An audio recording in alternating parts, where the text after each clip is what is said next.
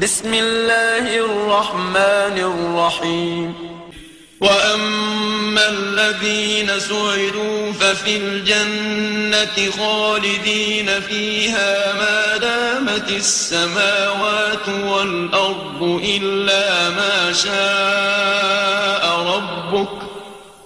عطاء غير مجذوذ.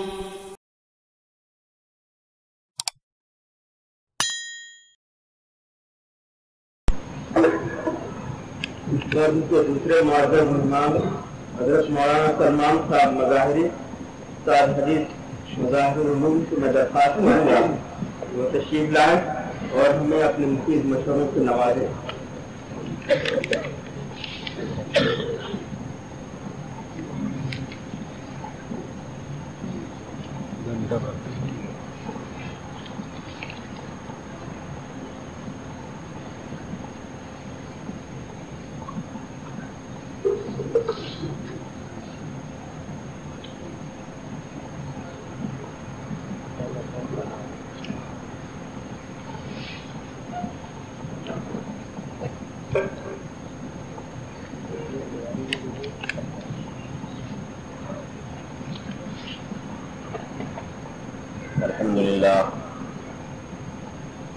الحمد لله نحمده ونستعينه ونستغفره ونؤمن به ونتوكل عليه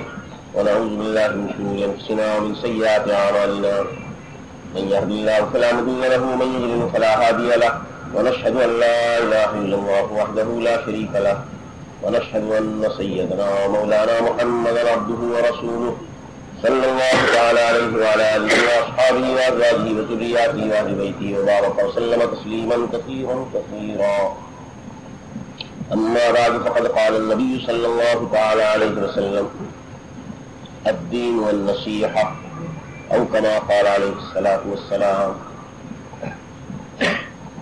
محترم دوستوں اور بزرگوں، آپ حضرات نے بڑی قیمتی باتیں سنی اور جیسا ابھی عرض کیا گیا سننا سنانا بہت ہوتا ہے. ضرورت اس کی ہے کہ یہ باتیں ہماری زندگی میں اور عمل میں آئیں. اب کچھ زیادہ عرض کرنے کی سو ضرورت نہیں. امتثال امر میں خیال آیا کہ دو باتیں جو بزرگوں سے سنی اور کی جائیں اور آپ کو بتایا جائے کہ ہمارے مدارس یا ہمارے مراکز دین جن میں آج ہم بڑی کوتاہی اور تقصیرات اور بڑی غفلت برت رہے ہیں، آج ہمارے لیے ہماری آنے والی نسلوں کے لیے ان کا کیا بنیادی کردار ہونا چاہیے اور ان اداروں کے قائم کرنے کا ہمارے اکابر اور بزرگان دین نے کیا مقصد رکھا. تھوڑی سی بات آپ یہ سمجھیے کہ اللہ نے انسان کو اپنے دست قدرت سے بنایا، اپنے ہاتھ سے اس کو پیدا فرمایا اور اس طریقے سے اللہ نے انسان کو بنایا کہ دوسرے کسی کی شرکت تو کیا کوئی دیکھ بھی نہیں سکتا کہ اللہ نے انسان کو کہاں رکھ کر بنایا. ہمیں اور آپ کو اللہ تعالیٰ نے ماں کے پیٹ میں پیدا فرمایا جہاں کسی دوسرے کا ہاتھ تو کیا پہنچے گا، کسی کی نگاہ بھی نہیں پہنچ سکتی. وَلَقَدْ خَلَقْنَا الْإِنسَانَ مِنْ سُلَالَةٍ مِنْ طِينٍ ثُمَّ جَعَلْنَاهُ نُطْفَةً فِي قَرَارٍ مَكِينٍ ثُمَّ خَلَقْنَا النُّطْفَةَ عَلَقَةً فَخَلَقْنَا الْعَلَقَةَ مُضْغَةً فَخَلَقْنَا الْمُضْغَةَ عِظَامًا فَكَسَوْنَا الْعِظَامَ لَحْمًا ثم انشأناه خلقا آخر فتبارك الله احسن الخالق. اللہ نے یہ ہماری اور آپ کی پیدائش کا جو منظر بیان کیا قرآن میں اور بتلایا کہ ہم نے انسان کو کس طرح پیدا کیا، یہ اسی لیے بتلایا جا رہا ہے تاکہ ہمارا اور آپ کا یقین یہ بنے کہ اللہ پیدا کرنے میں تنہا ہے، انسان کے پیدا کرنے میں اللہ کے ساتھ کوئی شریک نہیں، اور جب وہ پیدا کرنے میں تنہا ہے تو وہ عبادت میں کیوں تنہا نہیں کرے. جس ذات نے ہمیں بنایا اور جس ذات نے ہمیں پیدا کیا وہی در حقیقت اس قابل ہے کہ اس کی عبادت کی جائے. جب بنانے میں کوئی شریک نہیں تو عبادت میں کیسے شریک کرنا.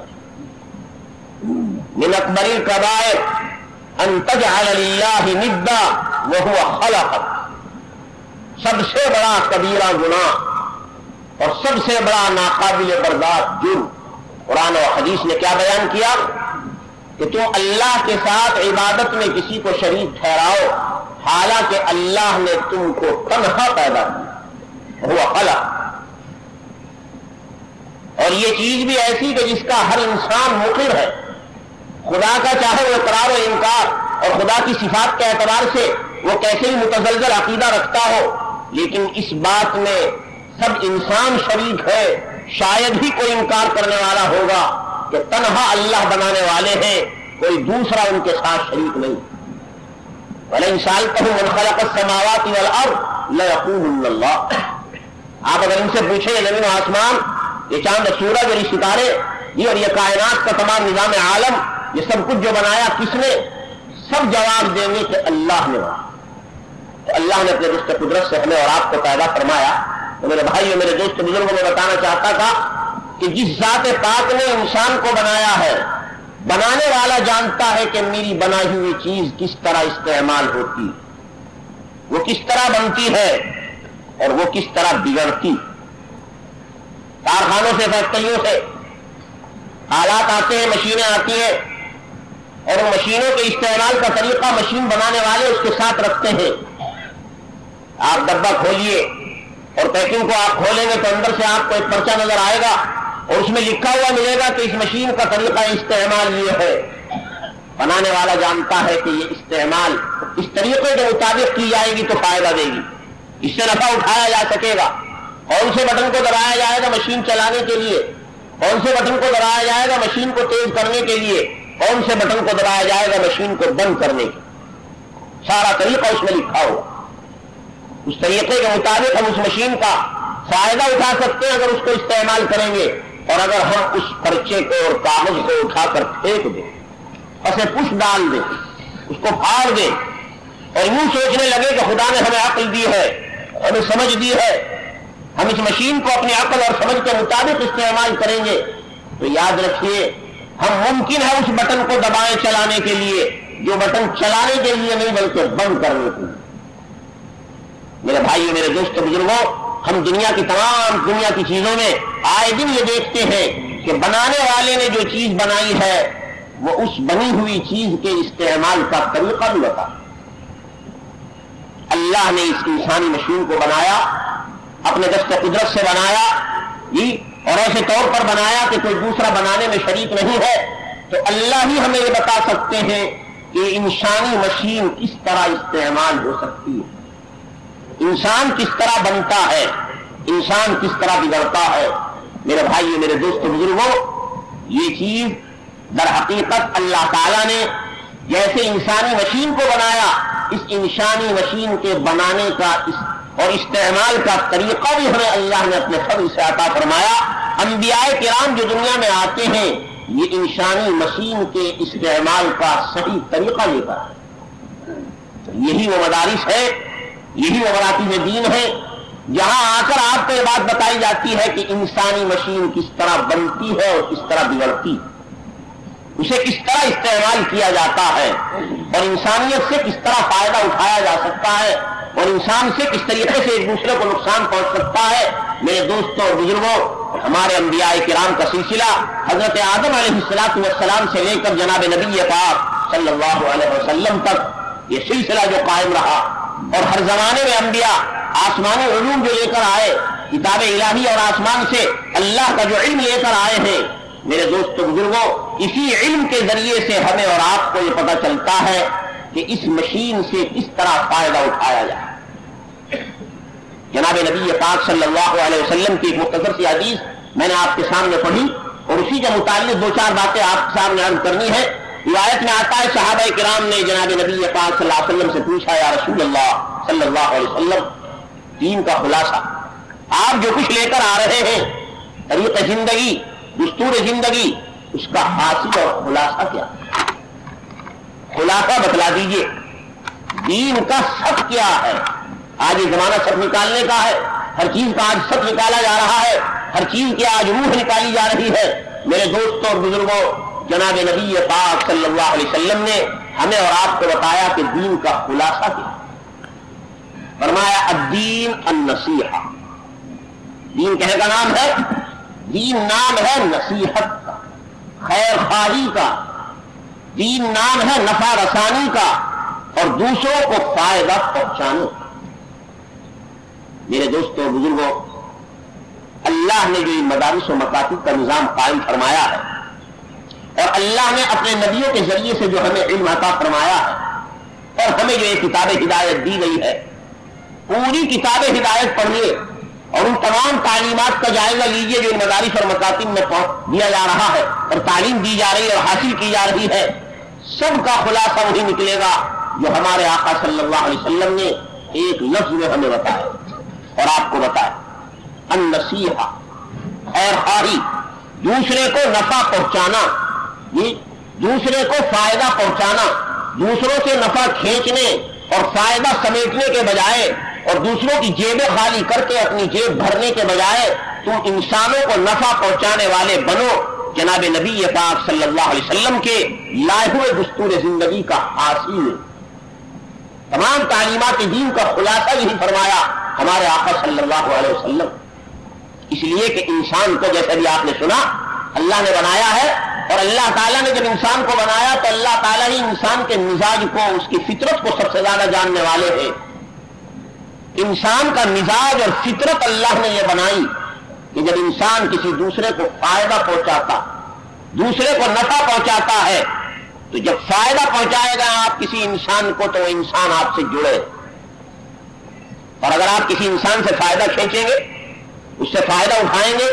اس سے فائدہ سمیٹنا چاہیں گے، انسان اگر کسی سے فائدہ کھینچتا ہے تو اس سے کٹتا ہے، فائدہ پہنچاتا ہے تو اس سے جڑتا، یہ انسان کا مزاج بنا۔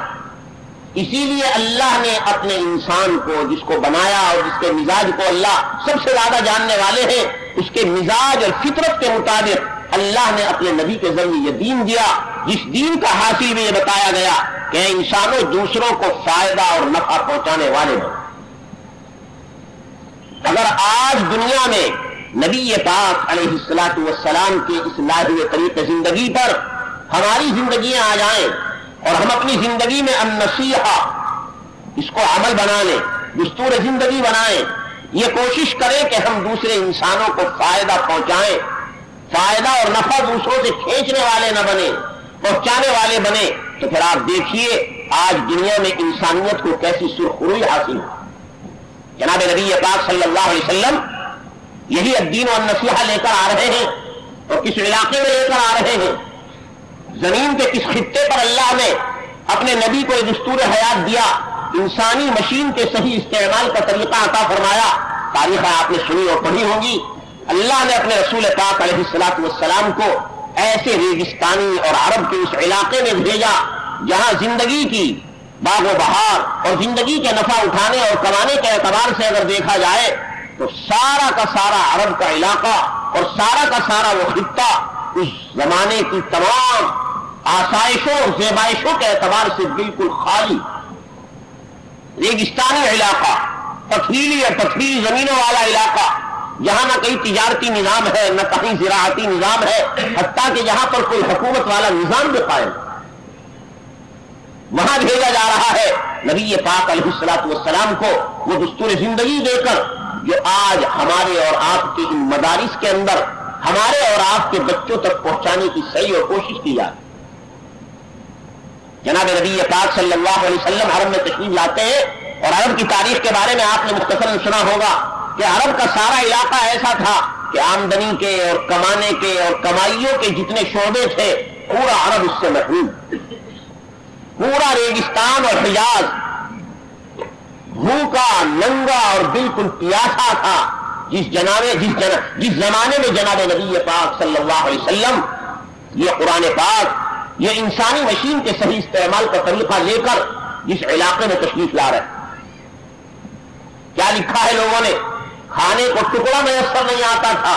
پہننے کو اربوں کو کپڑا میسر نہیں آتا تھا، حتیٰ کہ پانی پینے کے لیے قطرے تک میسر نہیں آتا۔ زمین پر پڑا ہوا خون پیاسے چاٹ لیتے تھے شدت پیاس میں، یہ بھی محسوس نہیں کرتے اور یہ بھی تکلیف بھی گوارا کرتے تھے جاننے کی کہ یہ خون کس چیز کا۔ ایسا ریگستانی علاقہ، آمدنی کا کوئی شعبہ وہاں اور کمائی کا کوئی شعبہ وہاں نظر نہیں آتا. پورے عرب میں کہیں تجارت نہیں ہوتی تھی سوائے سوائے مکہ مکرمہ کے. تھوڑی سی اہل مکہ جو مالدار اور رئیس ہوتے ذرا سی تجارت کر لیتے, کبھی ملک شام چلے جاتے, سردیوں میں ایک سفر کر لیتے, گرمیوں میں ایک سفر کر لیتے, تھوڑا بہت کچھ کما کر لے آتے. لیلاف قریش لیلافہم رحلۃ الشتاء والصیف. ذرا سا نظام تجارت معمولی سا برائے نام یہ مکے میں قائم, اور ذرا سا نظام زراعت برائے نام مدینے میں قائم. کھجوروں کی تھوڑی بہت کھیتی باڑی ہو جاتی تھی, ورنہ سارا عرب خالی, سارا عرب ننگا, سارا عرب بھوکا, اور پورا عرب پیاسا تھا جہاں جناب نبی پاک صلی اللہ علیہ وسلم تشریف لا. میرے بھائیو, میرے دوست بزرگوں, تاریخ میں لکھا ہے پورے عرب کے علاقے پر کوئی باقاعدہ حکومت بھی نہیں تھی اور حکومت کا کوئی نظام بھی موجود نہیں. حکومت کے شعبے قائم ہوتے ہیں, آمدنی کے ذریعے اس میں نکلتے ہیں, انسان ترقی کرتا ہے اور کمانے کے اعتبار سے بڑھتا چلا جاتا ہے. پورے عرب کے اندر اگر آپ دیکھیں تو کوئی حکومتی نظام قائم ہی نہیں. سب جگہ قبائلی نظام تھا, ہر قبیلے کا ایک امیر ہوتا اور ہر سب حاکم بنا ہوا. بلکہ علماء نے تو یہاں تک لکھا ہے یہ آج اب آپ کا حج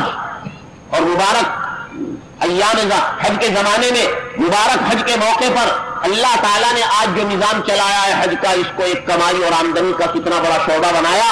اس زمانے میں جب ہمارے آقا صلی اللہ علیہ وسلم تشریف لائے ہیں حجاز میں, اس وقت یہ حج والا شعبہ بھی کوئی کمائی اور آمدنی کا شعبہ نہیں تھا, بلکہ یہ بھی خرچ کرنے کا شعبہ. اہل عرب آنے والے حاجیوں کی میزبانی کا فریضہ انجام دیتے, انہیں نفع پہنچاتے تھے, ان کے خاطر مدارات جتنی ہوتی وہ کرتے تھے, کسی سے کچھ وصول نہیں کرتے. غرض کے پورے عرب کے علاقے پر آپ نظر ڈالیں اور ذرا اس کے بعد پھر یہ دیکھیں کہ اللہ نے جناب نبی پاک علیہ الصلوۃ والسلام کو جو طریق دیا اور جو دستور عطا فرمایا, اس کی ہمگیری اور آفاقیت کا اندازہ لگائیے, اور اس کی قبولیت و مقبولیت کا. جناب نبی پاک علیہ الصلوۃ والسلام اس علاقے میں تشریف لا رہے ہیں جہاں کوئی حکومت والا نظام بھی موجود نہیں. آس پاس کی جو حکومتیں ہیں, کسرا اور قیصر جو اس زمانے کی بڑی بڑی طاقتیں ہیں جو پورے عالم پر چھائی ہوئی تھی اس زمانے کے اعتبار سے, ان کے بارے میں لکھا ہے اپنے اپنے ملکوں پر حکومت کرتی تھی, مگر حجاز کے علاقے پر نہ کسرا کی حکومت تھی نہ قیصر. اس لیے کہ یہ علاقہ اتنا پسماندہ تھا اور حجاز کا علاقہ اتنا غریب علاقہ تھا کہ یہاں پر آمدنی اور کمائی کا کوئی شعبہ متصور نہیں ہو سکتا. کوئی حکومت کسی جگہ حکومت جری کر سکتی ہے اور وہاں اپنا نظام جری قائم کر سکتی ہے اور کچھ خرچ کر سکتی ہے جب اسے یہ خیال ہو کہ یہاں سے کچھ آمد بھی متوقع ہے, کچھ آمدنی بھی یہاں سے ہوگی, کچھ کمائی بھی یہاں پر ہوگی, تبھی وہ خرچ بھی کرتی. قیصر اور کسرا عرب کے اس حجاز کے اس علاقے پر خرچ کرتے ہوئے ڈرتے تھے, کیونکہ وہ جانتے تھے کہ یہاں سے کوئی آمد متوقع نہیں ہے, یہاں کوئی آمدنی کا شعبہ نہیں. تو میرے بھائیو, میرے دوست بزرگوں, جس علاقے میں قیصر اور کسرا حکومت کرتے ہوئے ڈرتے ہو, وہاں جناب نبی پاک صلی اللہ علیہ وسلم کو اللہ تعالیٰ نے حکومت کرنے کے لیے بھیجا, دستور زندگی دے کر بھیجا. اور وہیں سے آپ نے اس دستور کو پھیلایا, جس کا خلاصہ میں آپ کو بتا رہا تھا کہ ایک صحابی کے سوال پر کیا ارشاد فرمایا, یا رسول اللہ صلی اللہ علیہ وسلم, یہ سارا دین اور یہ ساری شریعت اور یہ سارے احکامات, یہ کتاب و سنت جو کچھ آپ لے کر آئے ہیں, اس کا ماحصل, اس کا خلاصہ کیا؟ فرمایا النصیحہ, خیر خواہ, دوسرے کو نفع پہنچانا. جناب نبی پاک صلی اللہ علیہ وسلم ہمیں اور آپ کو قیامت تک کے آنے والے انسانوں کو یہ سبق سکھا کر گئے ہیں, کیونکہ یہ وہ سبق ہے اور یہ وہ طریق زندگی ہے جو انسان کے بنانے والے نے انسان کا مزاج بنا کر اور سمجھ کر عطا فرمایا. اللہ تعالیٰ سمجھتے اور جانتے ہیں یہ بات کہ ایک انسان دوسرے انسان کے جب کام آئے گا, اور یہ نفع رسانی کا جب جذبہ اور مادہ انسان میں پیدا ہوگا, پھر دیکھیے اس کے انسانیت کے منافع اور فوائد کس طرح ظاہر ہو اور کس طرح ایک انسان دوسرے انسان سے جڑتا. حکومتیں محکوموں سے, محکومین اپنی حکومتوں سے, سرمایہ دار اپنے مزدوروں سے اور مزدور اپنے سرمایہ داروں سے, اور اسی طریقے سے دنیا میں جتنے طبقے ہیں میرے دوستوں بزرگوں، ان کے جوڑنے کا سب سے بڑا واحد علاج وہی بتایا جناب نبی پاک صلی اللہ علیہ وسلم نے، جو اس ایک مختصر سے کلمے میں ہے، النصیحہ، نفع پہنچانا۔ آج اگر سرمایہ دار مزدوروں کو نفع پہنچانے والے بنے اور مزدور اپنے سرمایہ داروں کو نفع پہنچانے والے بن جائیں، اور یہ نصیحت اور یہ خیر خواہی کا جذبہ ہمارے ان شعبوں میں آ جائے، تو آپ دیکھیے کہ آج جو یہ سرمایہ داری کی اور مزدوری کی لڑائی چل رہی ہے، یہ ساری جنگیں ختم ہوئی۔ آج تو سرمایہ دار یہ چاہتا ہے کہ مزدور سے صبح سے لے کر شام تک میں کام لیتا رہوں، 12 گھنٹے کے بجائے 18 گھنٹے اور 24 گھنٹے کام کرے، اور جب مزدوری دینے کا وقت آئے تو صرف 8 گھنٹے کی مزدوری دی۔ نفع پہنچانے کے بجائے نفع کھینچنے کا ملا۔ اور مزدور کیا چاہ رہا ہے؟ مزدور یہ چاہتا ہے کہ میں مالک کا کام 4 گھنٹے کا کروں اور اس سے وصول یابی کروں پورے 8 گھنٹے۔ میرے دوستوں بزرگوں، جناب نبی پاک علیہ الصلوۃ والسلام کی یہ نصیحہ، یہ خیر خواہی، یہ دوسرے کو نفع پہنچانے والا جذبہ امت کے جب طبقوں میں آئے گا، اللہ نے اپنے کلام پاک کے ذریعے سے سب سے بڑا جو سبق ہمیں اور آپ کو خیر خواہی اور دوسرے کی نفع رسانی کا دیا، اگر یہ سب طبقوں میں آ جائے، ہر ایک انسان دوسرے سے جڑتا ہوگا، آپس میں جوڑ۔ آج جو توڑ نظر آ رہا ہے ہر جگہ، صرف اسلامی تعلیمات کی زندگی کے نکلنے کی وجہ سے۔ اسلامی تعلیمات ہماری زندگیوں میں آئے اور ہم ایک دوسرے کے حقوق کو پہچانے، ایک دوسرے کے فائدہ پہنچانے کے جذبات ہمارے اندر ہو، تو پھر آپ دیکھیے اللہ نے جو اپنے نبی پاک علیہ الصلوۃ والسلام کے لائے ہوئے اور دیے ہوئے علم پر جو کامیابی کا اعلان کیا، آج دنیا میں وہ کس طرح ظاہر ہو۔ اللہ کیونکہ انسان کے اس مزاج کو جانتے ہیں، اس لیے اس مزاج کی رعایت رکھتے ہوئے قرآن پاک نے ہمیں یہ طریق زندگی دے کر اعلان کیا، اور جناب نبی پاک صلی اللہ علیہ وسلم کو بتلایا، لو انفقت ما فی الارض جميعا ما الفت بین قلوبهم ولكن اللہ الف بینهم انہ عزیز حکیم۔ یہ طریق زندگی جوڑ والا، ایک دوسرے کو نفع پہنچانے والا اے محمد صلی اللہ علیہ وسلم ہم نے آپ کو عطا کر دیا ہے، جس سے ایک دوسرے سے جڑتے چلے گئے، ایک دوسرے کے بھائی بھائی بنتے چلے گئے۔ اگر ہم آپ اے محمد صلی اللہ علیہ وسلم ساری روئے زمین کا سونا چاندی اور ساری دولت اور پونجی میں خرچ کر ڈالے، آپ آپس میں وہ محبت اور محبت اور وہ انسانوں میں جو پیدا نہیں کر سکتے تھے جو اللہ نے اپنے فضل سے پیدا۔ اس طریقے زندگی کے ذریعے آتا قرآن پاک کی ان تعلیمات کے ذریعے حضور پاک علیہ الصلوۃ والسلام نے ہمیں اور آپ کو سبق سکھایا، ہمیں اور آپ کو بتایا کہ امیر غریبوں کو کس طرح نفع پہنچا سکتے ہیں اور غریب امیروں کو کس طرح فائدہ پہنچا سکتے ہیں۔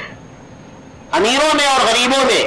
نصیحت اور خیر خواہی کا یہ جذبہ پیدا ہو اور تعلیمات اسلام آ جائیں، تو پھر آپ دیکھیے کہ دونوں طبقے آپس میں کس طرح جوڑ پیدا کرتے اور کس طرح جڑتے چلے جاتے۔ ہمیں اور آپ کو کیا بتایا؟ امیروں کے مال میں اور ہر قسم کے مال میں جناب نبی پاک صلی اللہ علیہ وسلم کی تعلیمات نے غریبوں کا حق رکھا۔ آج اگر اس حق کی ادائیگی ہونے لگے، نظام ذکر پر عمل ہو جائے اور ہمارے مالوں میں سے ہم محسوس کرنے لگے کہ غریبوں کا حق ہے، اور ہم غریبوں کے ساتھ وہ رعایت کرنے لگے جو نبی پاک علیہ الصلوۃ والسلام نے ہمیں بتائی، اور فرمایا کہ ہر مال میں سے ان کو حق ادا کرو اور غریبوں کا تو خیال رکھو۔ مالدار طبقہ جب غریبوں کو نفع پہنچائے گا، غریبوں کا طبقہ اپنے مالداروں سے خود جڑتا چلا۔ غریبوں کو حکم دیا گیا کہ مالداروں کو نفع پہنچائیں، مالداروں کے لیے نفع رسانی کا جذبہ اپنے اندر پیدا کرے۔ آج ان کے پاس اگر مال اور دولت نہیں ہے، غریب اپنے امیر کی خدمت کر سکتا ہے اپنی جان سے، اپنے وقت سے۔ نبی پاک علیہ الصلوۃ والسلام نے ہمیں اور آپ کو یہ تعلیم عطا فرمائی۔ امیر صاحب جا رہے ہیں، راستہ بھول گئے، انہیں راستہ بتا دیجیے، یہی نفع رسانی۔ کسی گمشدہ کو راستہ بتا دینا، کسی غریب کو کھانا کھلا دینا، کسی یتیم کو کوئی چیز عطا کر دینا، جناب نبی پاک صلی اللہ علیہ وسلم کی جو تعلیمات قرآن کے ذریعے اور حدیث کے ذریعے سے ہم تک اور آپ تک پہنچ رہی ہے۔ میرے دوستوں اور بزرگوں، اسی کا حاصل اور خلاصہ بتایا گیا، النصیحہ، خیر خواہی۔ ایک دوسرے کے ساتھ یہ جذبہ پیدا ہو جائے کہ میں اس سے نفع کھینچنے والا نہ بنوں، اسے نفع پہنچانے والا۔ اسی لیے تو ارشاد فرمایا، جو آدمی بھوکا رہ کر غریب کو کھانا کھلائے، پیاسا رہ کر کسی پیاسے کو پانی پلا دے، خود ننگا رہ کر صرف اپنا سطر ڈھک کر، چاہے پورے بدن پر پہننے کے لیے کپڑا میسر نہ آئے، دوسرے کو کپڑا عطا کر دے، حضور نے ارشاد فرمایا قیامت کے دن میں اپنی حوض کوثر سے اس کو ایسا جام پلاؤں گا کہ جس کے بعد کبھی پیاس نہیں لگی۔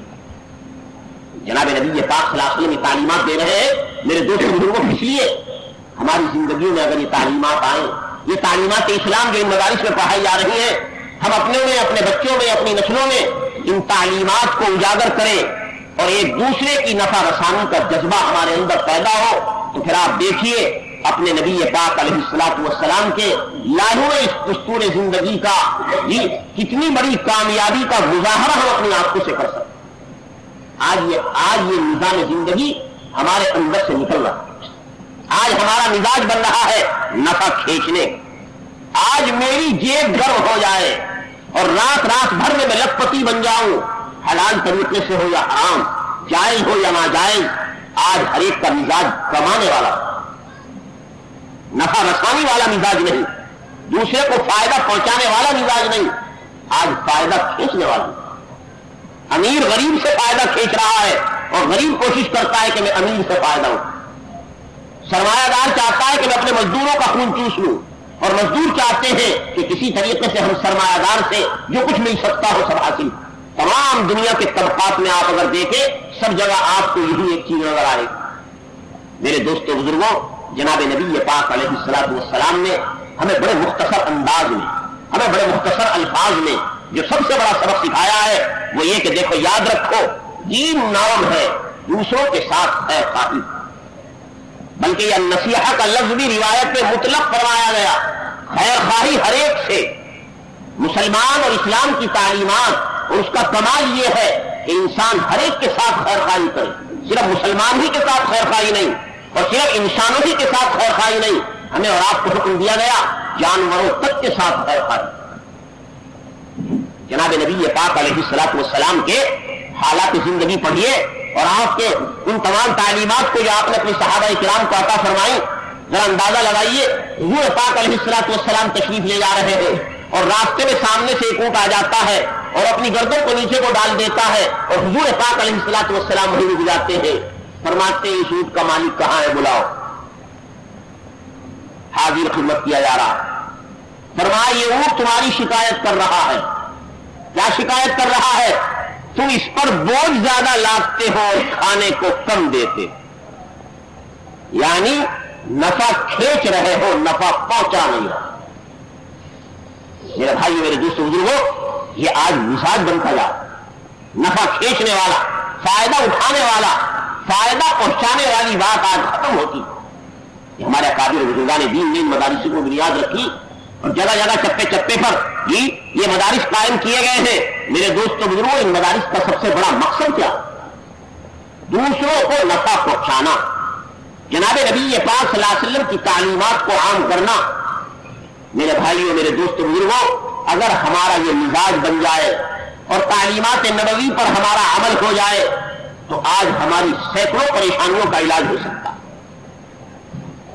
آپ نے واقعہ سنا، بزرگوں سے ہم نے سنا، ایک بادشاہ نے محل بنوایا۔ محل جب تیار ہو گیا عالیشان اور خوبصورت، حکم دیا گیا کہ ایک حوض بنایا جائے۔ اس محل میں ایک حوض ہونا چاہیے، حوض بھی تیار ہو گیا۔ حکم دوسرا ملا کہ یہ حوض جب تیار ہو گیا اور نہایت خوبصورت اور حسین بنا لیا گیا، بھائی اس کو بجائے پانی کے دودھ سے بھرا جائے۔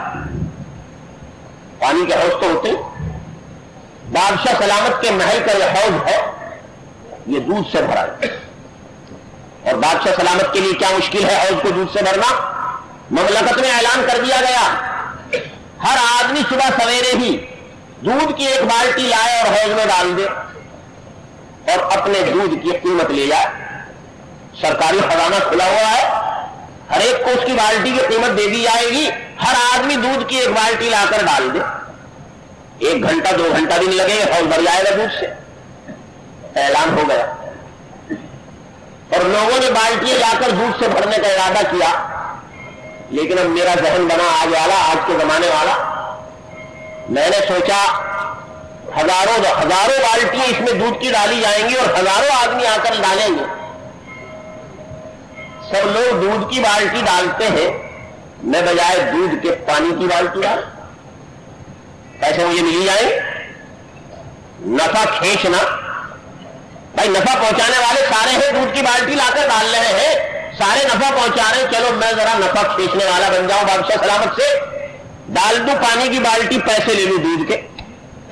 آج ہر جگہ اگر آپ دیکھیں یہ تو چل رہا ہے میرے دوستوں بزرگوں. اس نے اپنا ذہن بنایا کہ میں ڈالوں گا اس کے اندر پانی کی بالٹی، اور کون سا ایسا آدمی ہوگا جو آ کر اندازہ لگائے ہزاروں بالٹیوں میں ایک پانی کی بالٹی پڑ جائے. اب اس نے اپنا یہ ذہن بنا لیا. آپ تھوڑی دیر کے لیے تصور کریں، جو ذہن اس نے بنایا سارے ڈالنے والے اگر یہی ذہن بنا لیں تھوڑی دیر کے بعد، ہر شخص یہ سوچے کہ میں پانی کی بالٹی ڈالوں گا، دودھ کی بالٹی دوسرا ڈال دے گا. نفع کھینچنے کا مزاج بن جائے ہر ایک کا، تو آپ یہ بتائیے کہ وہ اور دودھ سے بھرا ہوا نظر آئے گا، پانی سے بھرا ہوا. میرے دوستوں بزرگوں، آج جو ہمارا یہ مزاج بن رہا، یہ پانی کی بالٹی والا مزاج بن رہا ہے، دودھ کی بالٹی والا نہیں. نفع کھینچنے والا بجائے نفع پہنچانے.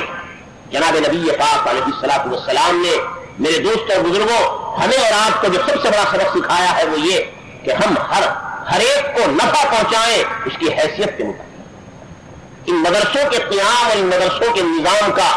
اور ہمارے اکابر اور بزرگان دین نے اس کے قیام کا جو سب سے بڑا مقصد بتایا، وہ آج جو آپ کے سامنے الحمدللہ ظاہر بھی ہو رہا ہے، وہ یہی کہ دوسروں کو نفع پہنچائے. بچے یہاں پر آئیں، قرآن پاک کی تعلیم حاصل کریں، نبی پاک صلی اللہ علیہ وسلم کے دیے ہوئے علوم اور لائے ہوئے علوم جو ان مدرسوں میں پڑھائے جا رہے ہیں وہ ان تک پہنچائے جائیں، اور وہ پھر ان مدرسوں سے نکل کر وہی مزاج لے کر دوسرے علاقوں میں پہنچیں اور وہاں بھی جا کر حضور پاک علیہ الصلوۃ والسلام کی اس نصیحت والی ترکیب پر عمل کریں. تو آپ دیکھیے اسی طریقے سے یہ نظام اگر چلے گا تو آپ کو پورے ماحول میں حضور پاک علیہ الصلوۃ والسلام کی تعلیمات کا نقشہ ہوگا. ہمارے بزرگ، ہمارے بھائی اور بچے جو اس وقت یہاں سے فارغ ہو رہے ہیں اور جنہیں آج دفتار فضیلت یہاں حاصل ہو رہی ہے، میرے دوستوں بزرگوں ان کو بھی جناب نبی پاک علیہ الصلوۃ والسلام کی بس یہی ایک نصیحت، الدین والنصیحہ، خیر خواہی ہر اعتبار سے